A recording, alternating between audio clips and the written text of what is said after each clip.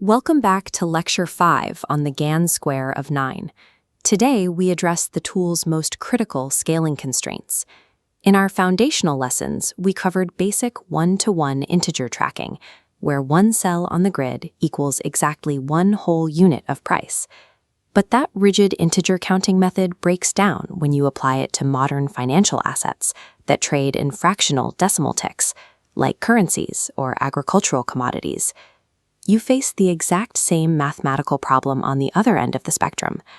The one-to-one matrix is useless if you are trying to plot massive equity indices, trading in the tens of thousands. To forecast accurately across these wildly different assets, you have to abandon the static integer count. You must dynamically scale both the square's origin point and its individual step increments. In the first section of this lecture, we will deconstruct the regression method from Chapter 9 of the text. Next, we will introduce the zero-base method detailed in Chapter 10.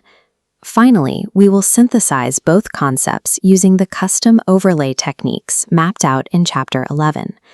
Mastering these three calibrations allows you to convert a historically rigid instrument into a flexible tool for price projection. We begin with the Chapter 9 methodology, which uses regression to forecast downward support levels.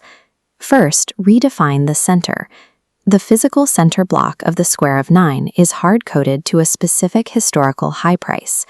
Forecasting downward, we subtract a price decrement based on volatility. Finally, we lock a 0-degree overlay to a lower historical pivot point. By anchoring that 0-degree line, you automatically establish the corresponding 90, 180, and 270-degree cross-sections radiating outward from the peak.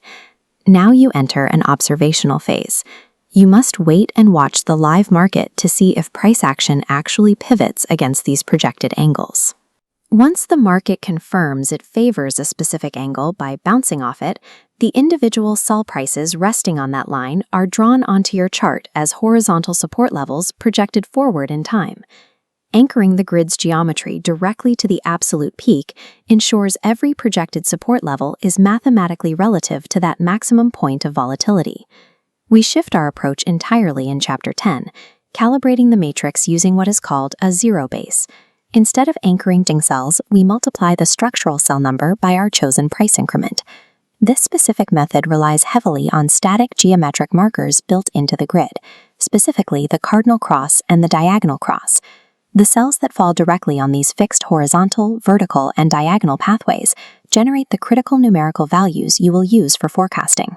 This chart for Minnesota mining and manufacturing validates the zero-base setup. A specific decimal increment creates horizontal boundaries.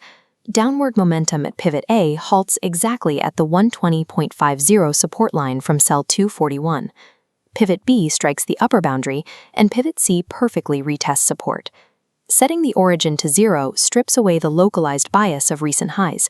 It isolates the pure mathematical step sizing unique to the asset's specific volatility. Chapter 11 provides the ultimate synthesis of the previous two methods. Here, we combine the zero-base matrix with custom angle overlays. The initial mathematical setup remains identical. The physical center is fixed at 0, and a specific fractional increment is multiplied across every cell. But rather than relying on the static cardinal and diagonal crosses to find our levels, we project our own custom 360-degree angles across the grid. There is a mandatory alignment rule. You must lock the 0-degree mark of the overlay to a specific cell representing a recent major historical pivot. This daily chart for Iomega Corporation provides clear empirical proof of how this synthesis functions. The 0-degree anchor point for the overlay is locked directly to the major low pivot price of 748, set on October 10th. Securing that base angle activates the exact prices sitting on the 90, 180, and 270-degree vectors. Tracking upward, the market first consolidates directly under the 180-degree line. A subsequent breakout pushes higher, hitting perfect resistance at the 360-degree full rotation line. Aligning custom overlays to a zero base integrates both the asset's absolute zero-scale geometry and its immediate recent behavior into a single predictive model. To effectively execute this forecasting pipeline, you must always follow a specific order of operations. First, select your origin calibration, whether that is a historical peak or an absolute zero base. Second, you define your unit size by finding the optimal decrement or increment that matches the asset's volatility. Third, you select your governing geometry, deciding between the static built-in crosses or dynamic pivot-aligned overlays. But throughout all these texts, there is one inviolable rule. No forecast is valid unless recent historical price action conforms to your plotted angles. The market itself must mathematically prove that it is respecting your chosen increment and your geometry before a single dollar of capital is deployed. Skipping the empirical validation phase reduces the Square of Nine from a highly precise mathematical tool into mere guesswork. It is time to open your own charts. Begin backtesting these 3 distinct origin and increment formulas against historical data to find the exact frequency of the assets you trade.